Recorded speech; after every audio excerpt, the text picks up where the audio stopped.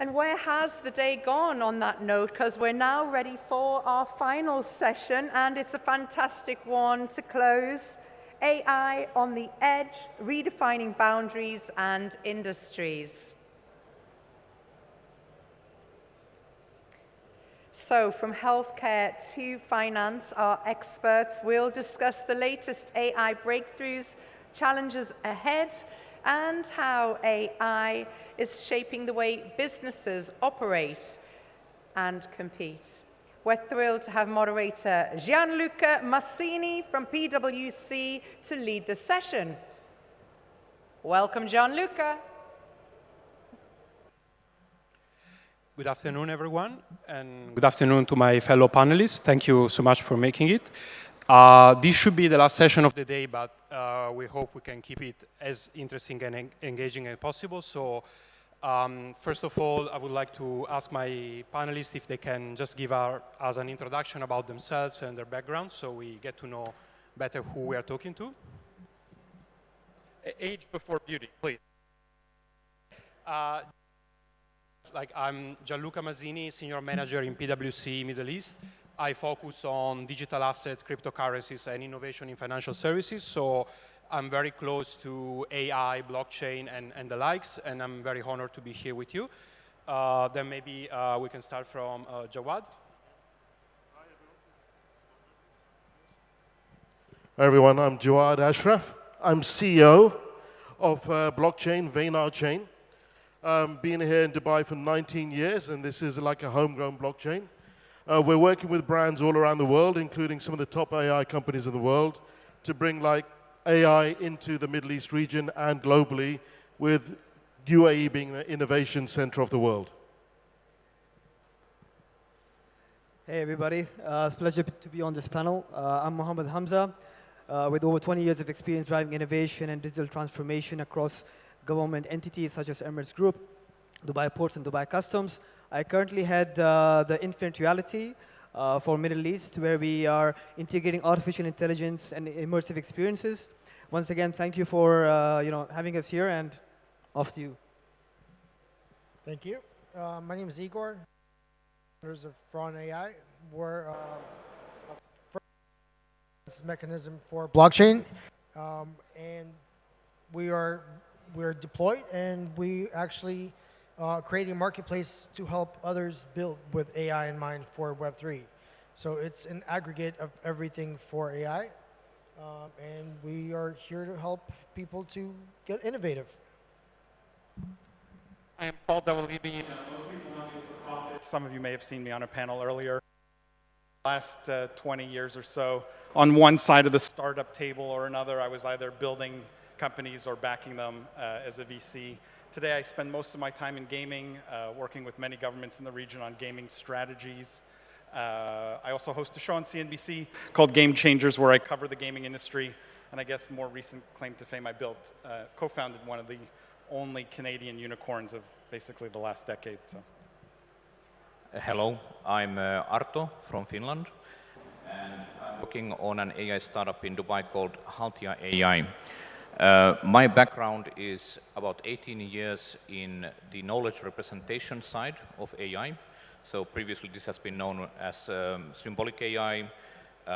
Knowledge graphs is the current term in vogue.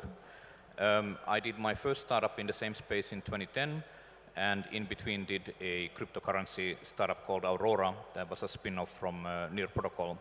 I had the privilege of working with Ilya Polosukhin, one of the authors of the seminal 2017 paper that we know as the Transformers paper, The Attention is All You Need, that started the current AI revolution. Thank you so much. So as you can see, everyone is pretty familiar with the concept of artificial intelligence and blockchain.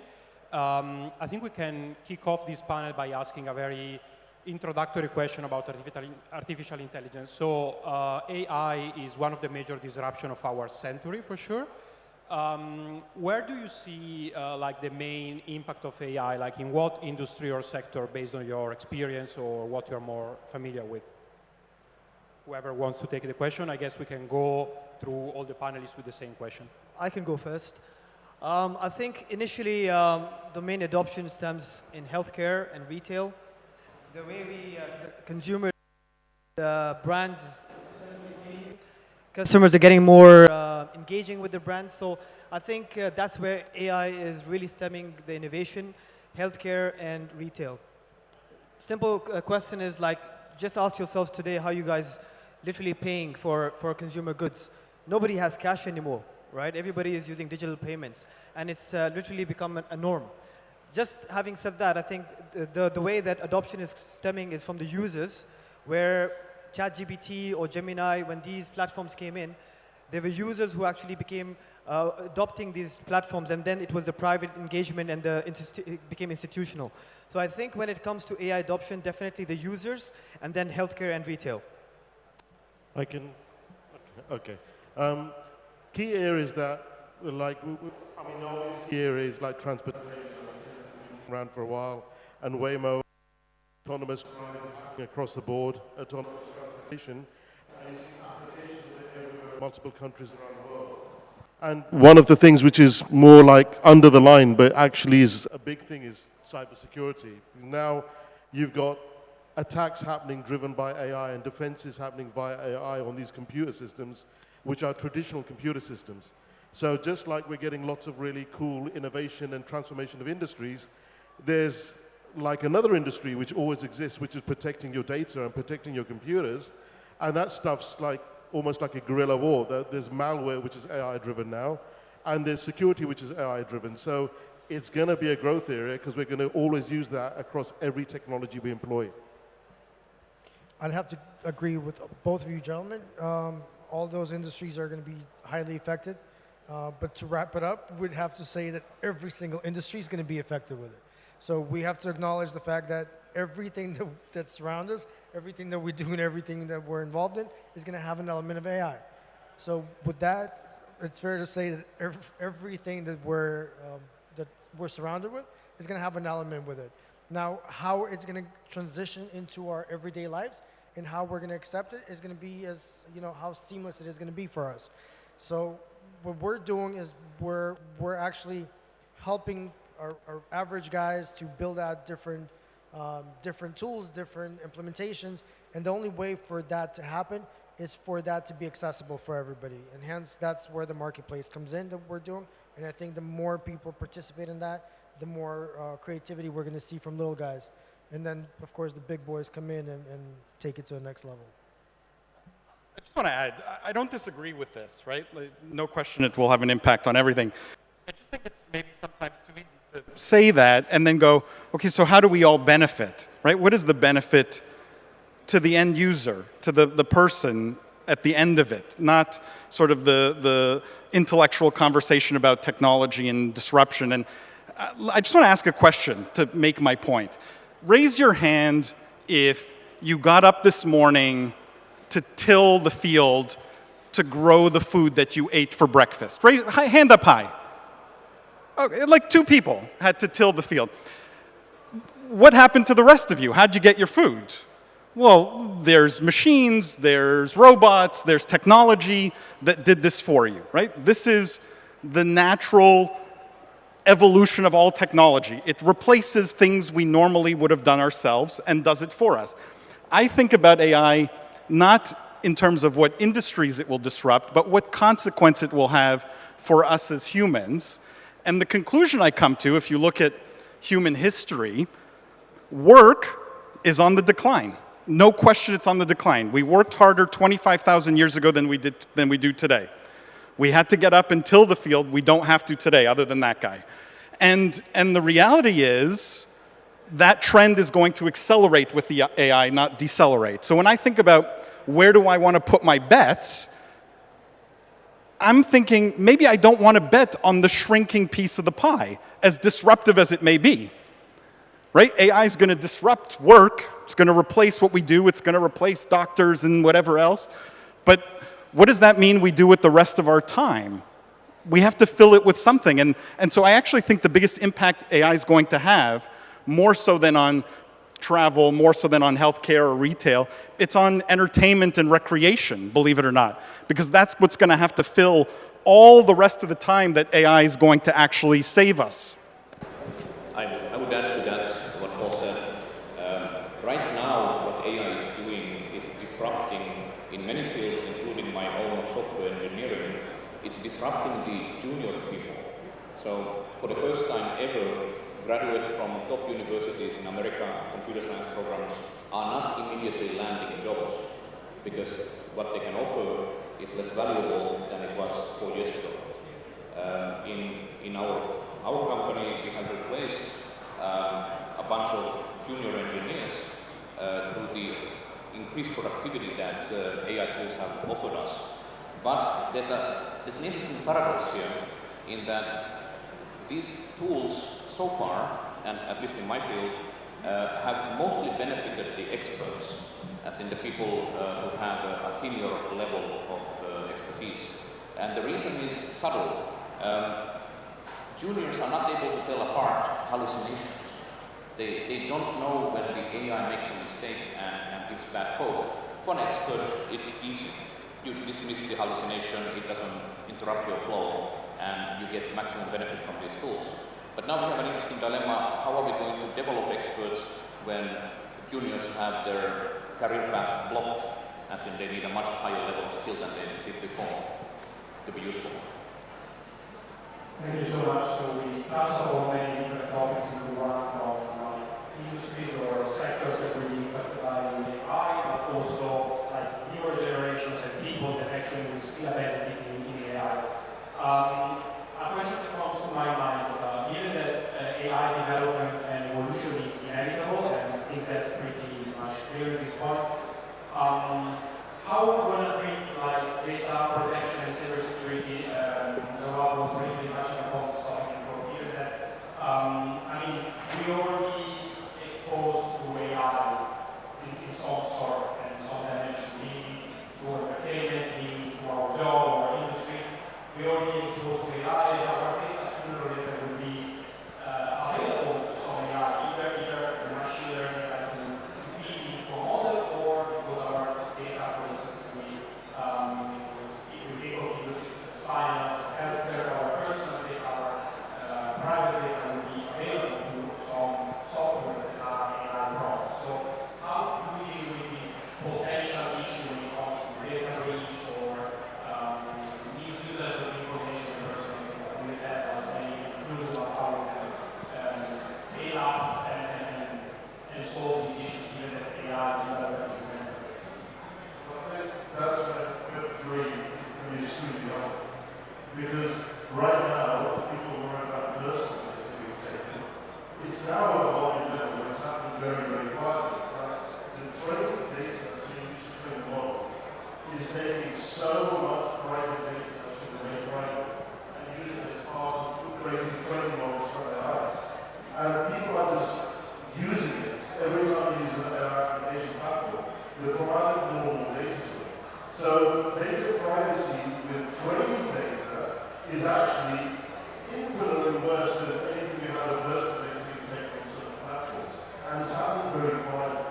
So people in the industry are working on finding ways to decentralize that. Even on our platform, we've got like companies coming out who are taking training data, making it decentralized, making it owned by the users, and even having personalized data models so users can anonymize, encrypt into the data and make it controlled by AI. So there's a lot of new challenges that are coming out, and a lot of these are quiet. People didn't talk about data being taken until years into social media became mature. But it's happening right now where they are. And so right now, many of my colleagues in the whole industry are working on solutions to help influence why the industry. All that industry needs is data protection. There's going to be 375 million people who are not going to be working as a result of AI, probably in the next 15 years. And their data is going to be one of the most valuable assets that needs to be safeguarded. So that is a challenge, but most people are safeguarding the data.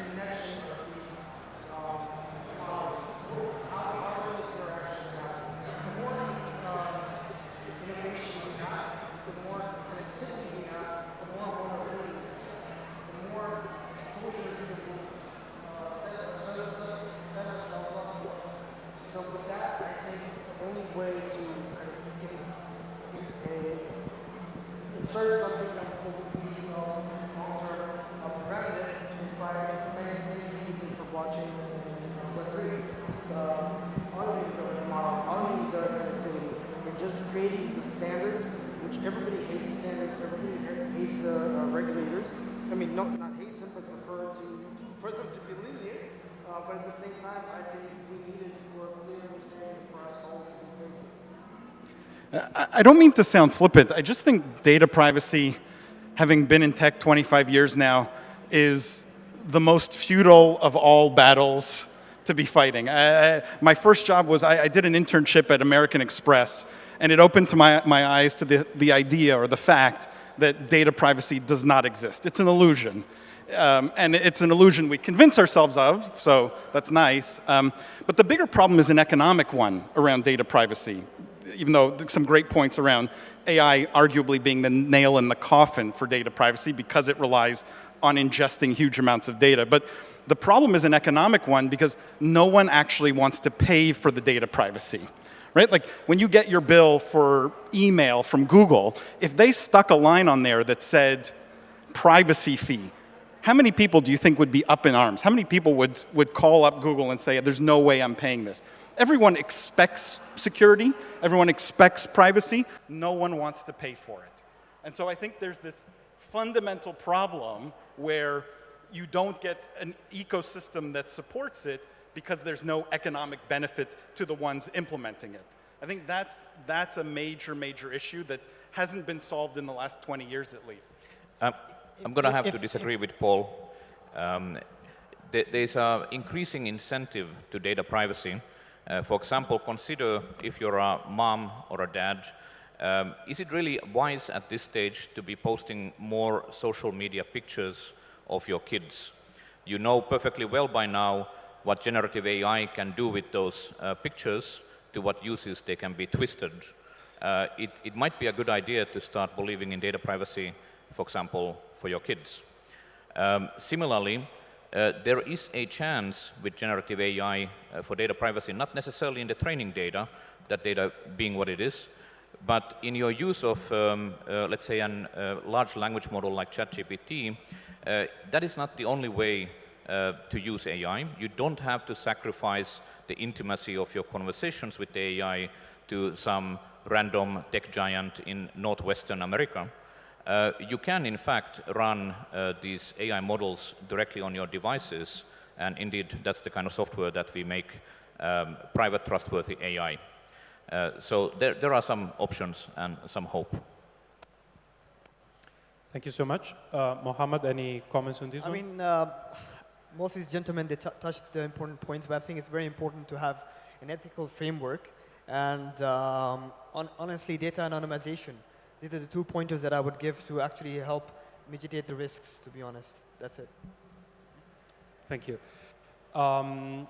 Another point that was briefly mentioned before, I guess both by Paul and Arto, is the impact on labor and workforce in the future. So given that we are heading to a society where possibly part of our work time will be freed up and will have extra capacity. So where do we draw the line? Like, what capabilities will still be relevant to stay in the workforce, and what else, like, will people need to do, given that AI will probably take some work, traditional work as we see them today, out of the people possibilities for the future. So what do you think that people should focus on, like what skills or competencies they should get in order to stay relevant in the workforce, and what people that won't be in the workforce anymore should focus on? Well, do you want to? I don't think AI is replacing TV presenters, so I'm safe. I think, no.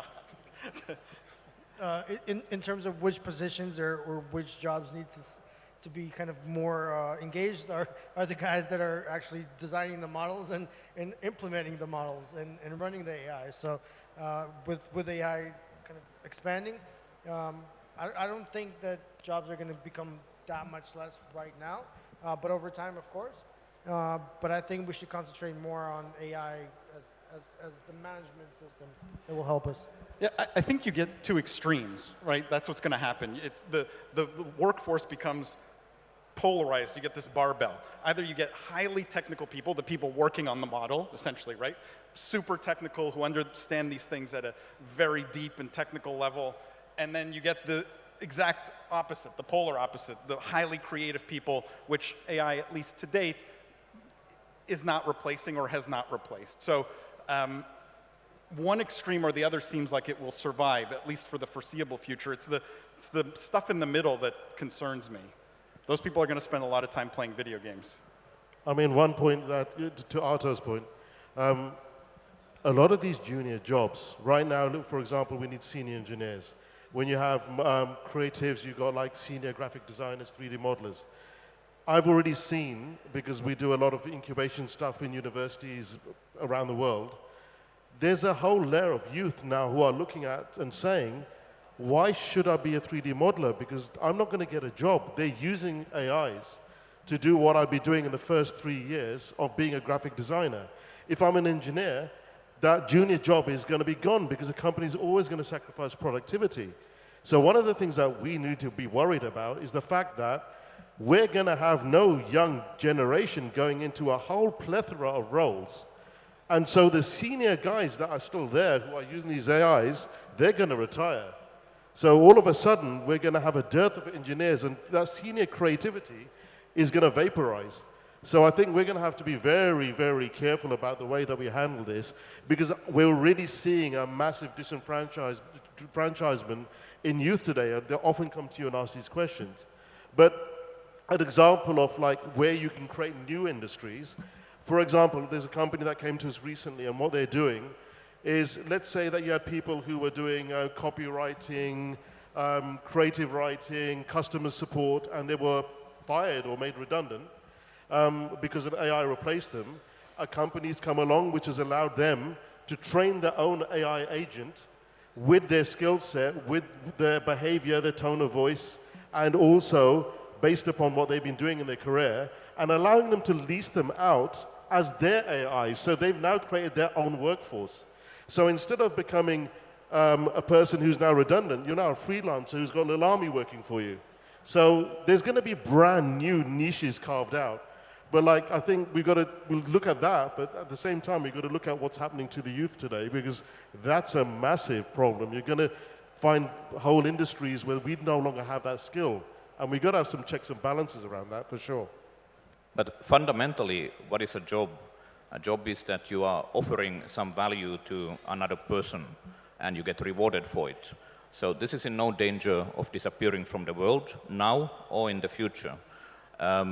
What is going to disappear are useless paper-pushing kind of jobs, like, let's say, legal clerks. They should consider themselves an endangered species, or junior programmers, as it may be. But ultimately, human wants are infinite, and you will always find a way to provide value to another human being. Just to add, I mean, when I was doing my master's, I was researching a paper about computational pathology. I finished my master's in artificial intelligence, and it's very interesting that pathologists, which are like the cornerstones of any medical diagnosis, they were using self-detection, right, to identify cancer at a very early stage, which pathologists without AI couldn't do so. I think that artificial intelligence is meant to complement the way we work, is meant to ease and make automation basically through our processes. At the same time, in terms of replacing jobs, I don't think so will replace jobs entirely, but there will be some jobs that will become obsolete.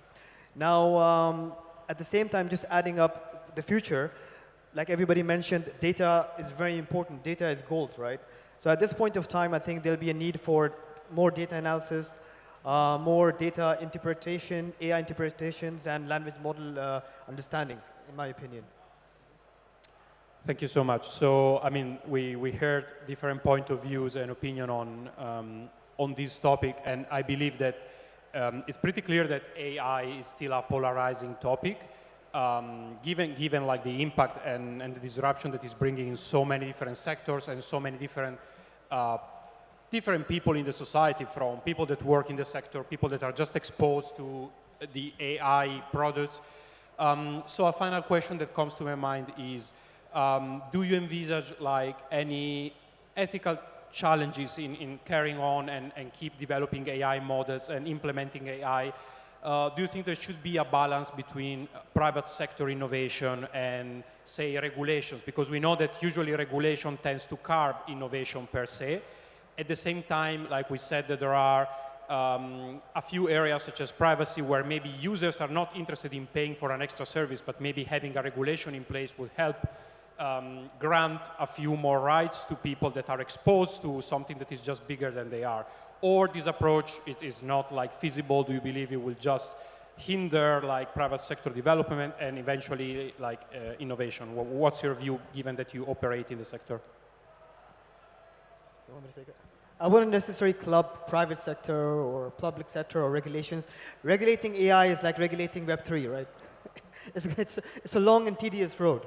So in terms of regulations, yes, everybody agrees we need regulation, but a lot of regulators need to understand what are the ethical challenges when faced with AI or when it comes to Web3 or blockchain, right? And I think that's where the challenges lie today, that the regulators themselves don't really understand it, and that's why they're unable to regulate it. So it's a long journey, but definitely there has to be a fine understanding or fine line between understanding AI, the language models, the unbiased, biased issue, which is a challenge AI faces, and find necessary fine lines, I think, to regulate it. Like I said, regulation is a very sensitive topic. I think we need it. However, it needs to be properly regulated. At the same time, we have to stop for a second and think. There's this whole, industry that is blowing up right now, and we're having a panel discussing this industry. And at the end of the day, everybody's like, we're cutting jobs. We're cutting like innovation within our kids that are not thinking, reading books, simply using ChatGPTs. Do we even need this? Is this something that's going to take over our lives in the future? I don't know. So I do believe that AI is needed. It's improving a lot of the stuff that we're doing. It's going to bring a lot of innovation in itself.